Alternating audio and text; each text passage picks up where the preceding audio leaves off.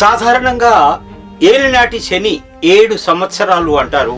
కానీ హైదరాబాద్ సంస్థానానికి మాత్రం 7 నిజాముల 7 తరాల శని పట్టింది. అందులో 1911 నుండి 1948 వరకు శని ప్రభావం తీవ్రంగా ఉంది. సుమారు 37 సంవత్సరాలు హిందువులను ఔరంగజేబును మించి ఏడిపించి వదిలారు. తాను నిజాం కాగానే తండ్రి కాలం నుంచి హైదరాబాద్ సంస్థానానికి ప్రధానిగా ఉన్న సర్ కిషన్ ప్రసాద్ను తొలగించి ఓ ముస్లింను నియమించాడు. ముస్లిం మతతత్వవాదులు కాక్సర్ పార్టీని ప్రారంభించారు. దీని సభ్యులను బేల్ఫా పౌస్ అనేవారు. బేల్పాలంటే గొడ్డలి. వారంతా గొడ్డలను ధరించేవారు. హిందువులపై హింస, దోపిడీ కొనసాగించేవారు. వారికి నిజాం సంపూర్ణ మద్దతు ఉండేది. నిజాం ప్రభుత్వంలో విద్యాశాఖాధికారి అల్లమా మస్రకి దీని కార్యకలాపాలను పర్యవేక్షించడమే అందుకు ఉదాహరణ. బహదూర్ యార్జంగ్ 1927లో ఇత్తేహాదుల్ ముస్లిమీన్ సంస్థను స్థాపించగా అటు తర్వాత అది కాసిం రజ్వీ ఆధ్వర్యంలోని రజాకర్ల సైన్యంగా మారి నిజాం సైన్యంతో కలిసింది. ఇస్లాం రాజ్యస్థాపన దాని ముఖ్య ఉద్దేశ్యం. మరో వంక సిద్దిక్ దీనార్ ఉద్యమం అంటే 1929లో హైదరాబాద్ ఆసిఫ్ నగర్ కేంద్రంగా ప్రారంభమైంది. సిద్దిక్ తనను తాను చిన్న బసవేశ్వరుని అవతారంగా ప్రచారం చేసుకుంటూ వేలాది హిందువుల్ని మోసం చేసి నిజాం అండతో మతమార్పిళ్లు చేశాడు. నిజామును పాండురాజు అవతారంగా చిత్రీకరించారు. హైదరాబాద్ సంస్థానంలో ముస్లిం జనాభా పెంపు కోసం వివిధ ప్రాంతాల నుండి ముస్లింలను దిగుమతి చేసుకున్నాడు. 1948 నాటికి సంస్థానంలో 8 లక్షల మంది ముస్లింలను రప్పించారు. వారిలో వేలాదిగా నిజాం సైన్యంలో, మిగిలిన వారు రజాకర్లలో చేరారు. భారత ప్రధానమంత్రి, హోంమంత్రి పార్లమెంటులో ఈ విషయం ప్రకటించారు. ముస్లిం విద్యార్థులను పెద్ద సంఖ్యలో రజాకర్లలో చేర్చుకున్నారు. అప్పుడు వారి పేరు చెబుతూ, అనే పేరు గల నేను, నా నాయకుడు ఎన్నడూ నన్ను ఆజ్ఞాపించిన పార్టీ శ్రేయస్సు కోసం నా జీవితం అంకితం చేయడానికి ఇందు మూలంగా పవిత్ర శపథం చేస్తున్నాను అని వారితో ప్రతిజ్ఞ చేయించేవారు. 1940లో రజాకర దళం ఏర్పడింది. అందులోని వారికి సైనిక శిక్షణ ఇప్పించాలని 1947 జూలైలో నిర్ణయించిన మేరకు సంస్థానమంతటా భారీ ఎత్తున రజాకర్ల రిక్రూట్మెంట్ జరిగింది. పెద్దలు, పిల్లలు, స్త్రీలను కూడా రిక్రూట్ చేసుకున్నారు. నవంబర్ 3, 1947 నాటికి సర్కార్ లెక్కల ప్రకారం రజాకర్ల సంఖ్య 50,000 కాగా ఆ సంఖ్యను 5 లక్షలకు పెంచనున్నట్లు కాసిం రజ్వీ ప్రకటించాడు అని ప్రొఫెసర్ సరోజినీ రేగాని నివేదిక పేర్కొంటోంది. రజాకర్ల రోజువారీ ఖర్చు 30,000 రూపాయలకు మించి ఉండేది. మేజర్ అమీరుద్దీన్, కల్నల్ గులాం మొహినుద్దీన్ ఆయుధ శిక్షణనిచ్చేవారు. రజాకర్లకు కావలసిన ఆయుధాలు, వాహనాలు, తర్ఫీదు, డబ్బు సకలం నిజాం సమకూర్చేవాడు. 1935 నుండి 1948 వరకు ఇటు రజాకర్లు, అటు నిజాం సైన్యం వారి అనునాయులు హిందూ సమాజంపై ఎడతెరిపి లేకుండా దమనకాండ సాగించారు. రజాకర్ల మూకలు 70 గ్రామాలపై దాడులు జరిపి వందలాది మందిని హత్య చేశారు. వేలాది మందిని గాయపరిచారు. అనేక మంది మహిళలపై అత్యాచారాలు జరిగాయి. 12 రైళ్లు దోపిడీలు జరిగాయి. కోట్ల రూపాయలు ఆస్తి లూటీ అయ్యింది.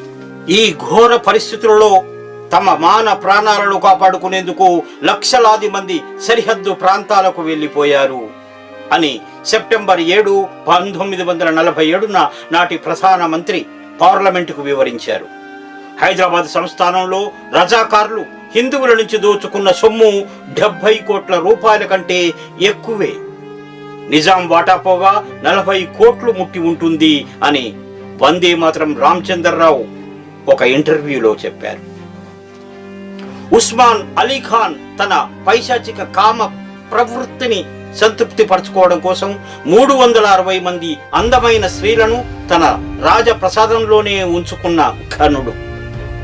వారికి పుట్టిన సాహెబ్ జాదాల్ని రాజ్యం మీదికి వదిలివేయడం, వారు వారి బంధువర్గం, సైన్యం, రజాకారులు కనపడ్డ కన్నె, వివాహిత, పిల్లలు, వృద్ధులు అనే వయోభేదం లేకుండా ఎత్తుకొని పోయి మానభంగం చేయడం, ఇష్టమైతే ఉంచుకోవడం, లేకపోతే చంపివేయడం అనేది అతి సామాన్యమైన విషయంగా ఉండేది. 1947 ఆగస్టు 15 తర్వాత భారతావని స్వేచ్ఛా వాయువుల్ని పీల్చుకుంటూ సంబరాలు జరుపుకుంటుండగా హైదరాబాద్ సంస్థానంలోని హిందూ ప్రజానీకం నిజాం నియంతృత్వానికి, రజాకార్ల పైశాచికత్వంతో తల్లడిల్లిపోయారు. నిజాం ఆట కట్టించేందుకు సైన్యాన్ని కదిలిద్దాం, నిజాం దుమ్ము దులిపేద్దాం అన్న నాటి హోంమంత్రి సర్దార్ వల్లభాయ్ పటేల్ మాటలను పట్టించుకోకుండా ప్రధాని ఏడాది పాటు చేసిన కాలయాపన ఫలితంగా అనేక దురాఘాతాలు చోటు చేసుకున్నాయి. అందుకు ఉదాహరణలు కొన్ని చెప్పుకుందాం.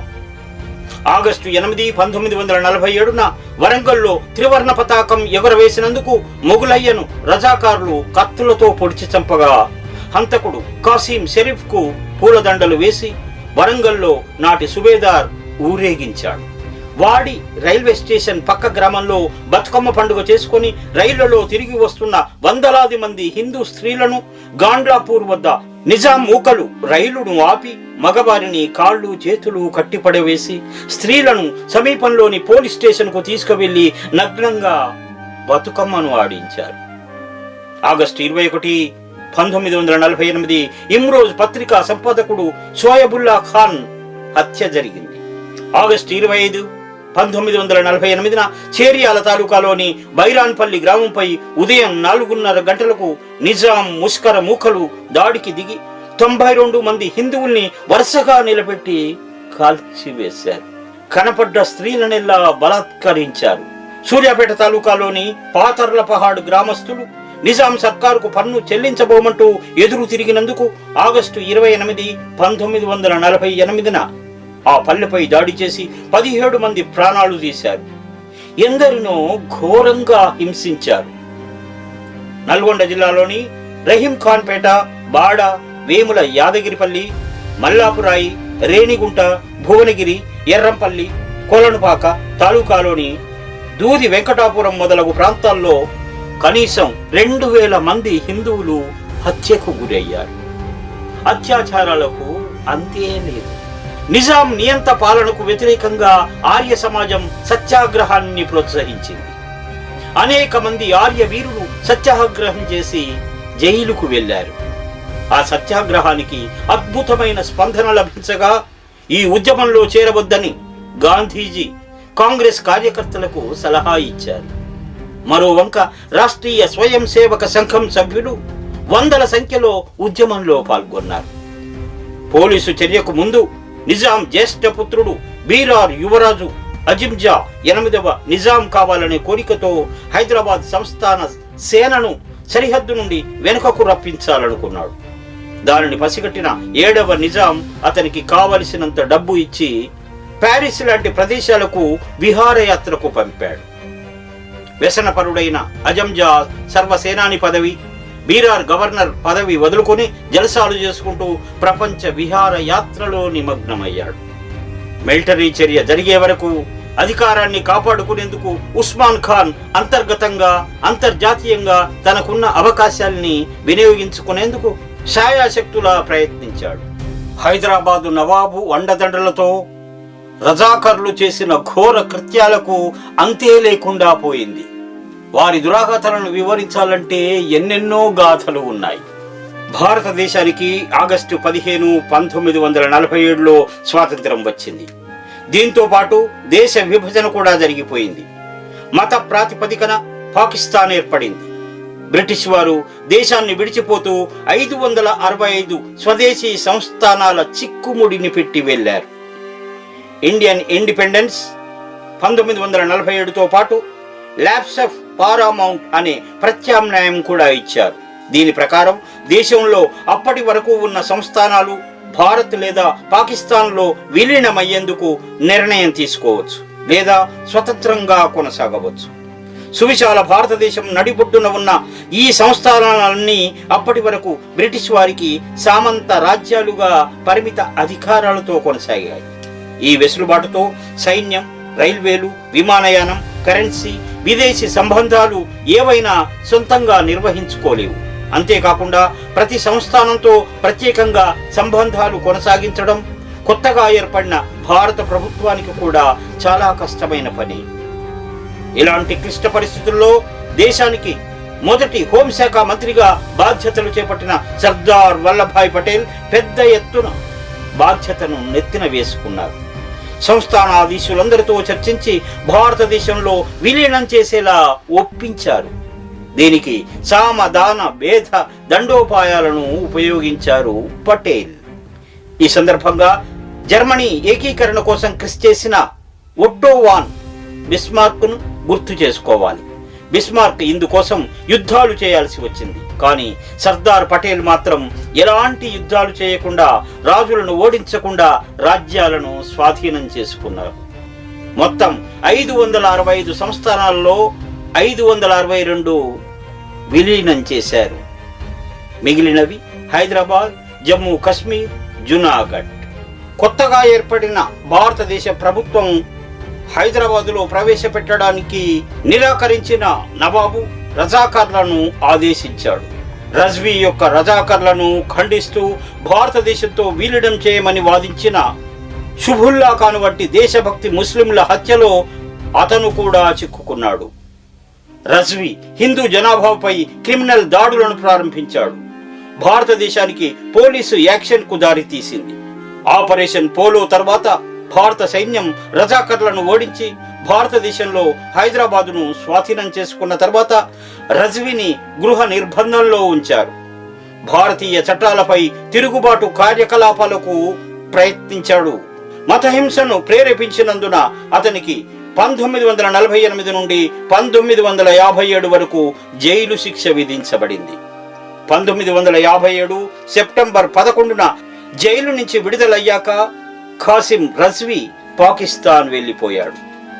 సరిగ్గా హైదరాబాదు సంస్థానానికి విమోచనం లభించిన రోజునే రజ్వీ పాకిస్తాన్కి వెళ్లడం మరో విశేషం. అతను 1970లో అనాథలా మరణించాడు. హైదరాబాద్ నుండి వెళ్లి 1949లో నుంచి అతని కుటుంబం పాకిస్తాన్కు వెళ్లి అక్కడ నివసిస్తుంది. ఉక్కు మనిషి సర్దార్ వల్లభాయ్ పటేల్ చొరవ, పట్టుదలతో ముందు ఆ యత్నాలు విఫలమై చివరకు నిజాం దిగిరాక తప్పలేదు. అయితే నిజాం సైన్యం సహకారంతో రజాకార్లు దోపిడీ చేసిన సొమ్ము ఎక్కడికి వెళ్ళింది? వారి ఆయుధాలు ఎక్కడ ఉన్నాయి? లొంగిపోయిన రజాకార్లు ఇప్పుడు ఏం చేస్తున్నారు? ఎందరు సజీవులుగా ఉన్నారు? వారి వారసుల పరిస్థితి ఏమిటి? ఇలా సమాధానం లేని ప్రశ్నలు ఎన్నెన్నో ఉన్నాయి. చివరకు సెప్టెంబర్ 17, 1948 భారతదేశంలో హైదరాబాద్ సంస్థానం విలీనమైన రోజు. ఈ విలీనం అంత సులభంగా జరగలేదని మనకు చరిత్ర చెబుతోంది. చివరి వరకు విలీనం చేయకుండా మొండికేశాడు నిజాం మీర్ ఉస్మాన్ అలీ ఖాన్. చివరకు నలువైపులా చుట్టుముట్టిన భారత సైన్యం కేవలం 5 రోజులు 108 గంటల్లోనే పని పూర్తి చేసింది. సర్దార్ వల్లభాయ్ పటేల్ తీసుకున్న సాహసోపేత నిర్ణయం ఫలించింది. అయితే ఈ తతంగం వెనుక ఓ చదరంగం క్రీడ నడిచింది. ఆ క్రీడలో 3 పావులు: హైదరాబాద్, కశ్మీర్, జునాగఢ్ సంస్థానాలు. చదరంగ సమరంగాలు భారత్, పాకిస్తాన్. ఆడిన వారు సర్దార్ వల్లభాయ్ పటేల్, మహమ్మద్ అలీ జిన్నా. చివరకు జిన్నాను పటేలు చిత్తు చేసి సంస్థానాలు భారత్కు దక్కేలా చేశారు. జై హో సర్దార్ వల్లభాయ్ పటేల్, జై హో భారత్, జై జై హో భారత్.